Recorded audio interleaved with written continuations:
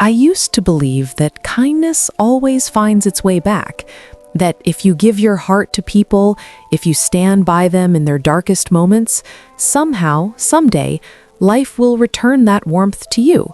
But I was wrong. My name is Alina. I lived in a small, peaceful town in the US where everyone seemed to know everyone. I wasn't rich, I wasn't powerful, but I had something I thought was enough: a good heart. I was the kind of person people called when they were in trouble. Alina, can you help me with this? Alina, I don't know who else to ask. And I never said no. I helped my neighbor pay her rent when she was struggling. I stayed up all night comforting my best friend after her breakup. I even helped a coworker prepare for a promotion, a position I secretly wanted myself. But seeing others happy made me feel like I mattered, like I belonged. People used to say, "You're too good for this world." I used to smile at that. I thought it was a compliment. But what I didn't know back then was that being too good often means being taken for granted. Still, I ignored the small signs, the delayed thank yous, the forgotten promises, the way people only showed up when they needed something. I told myself, they're just busy, life happens. Until, one day, everything changed. It started with a simple request. My best friend, Sarah, asked me for help again. "Just one last favor," she said. I didn't hesitate, because that's who I was.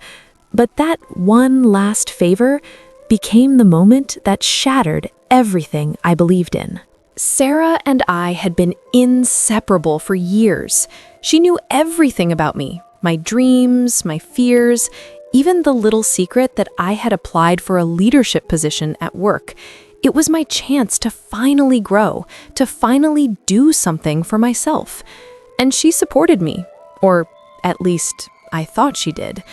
One evening, she came over, looking worried.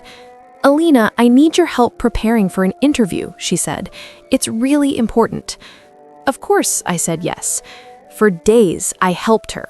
I shared my notes, my strategies, even my personal ideas, the same ones I had prepared for my own interview.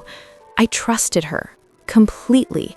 But what I didn't know was she had applied for the same position, the same one I had been working toward for months. And the day of the final announcement, I found out the truth. She got the job. Not just that, she used my ideas, my words, my vision. I stood there, frozen, as everyone congratulated her, and she smiled at me like nothing was wrong. Later, when I confronted her, her response broke me even more. "Alina, it's just business," she said calmly.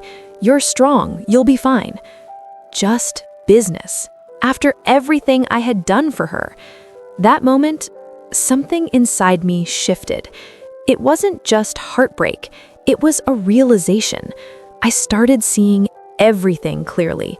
The neighbor who never paid me back, the coworker who got promoted using my help and never acknowledged me, the friends who disappeared when I needed support. I wasn't surrounded by people who cared. I was surrounded by people who used me. For the first time in my life, I stopped blaming myself. And I stopped being the always available person, because kindness without boundaries is an invitation for betrayal. And that's when I decided things had to change. But my revenge wasn't loud. It wasn't dramatic.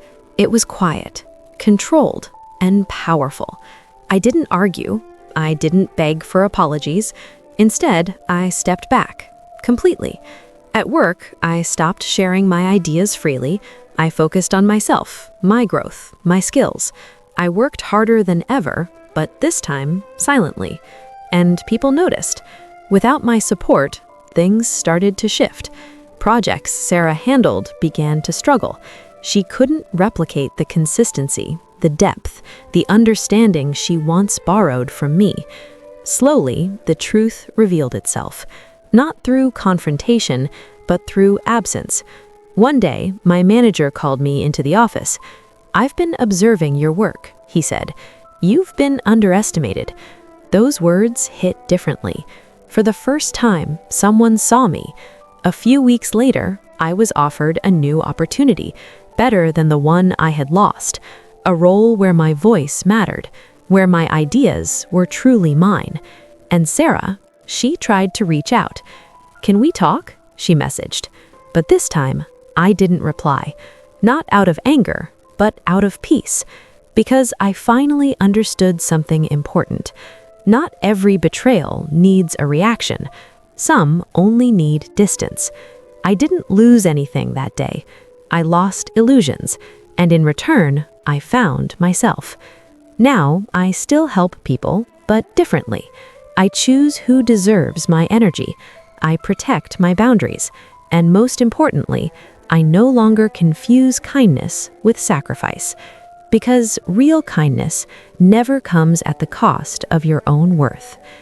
If you like my story, like the video, subscribe to the channel, and share it.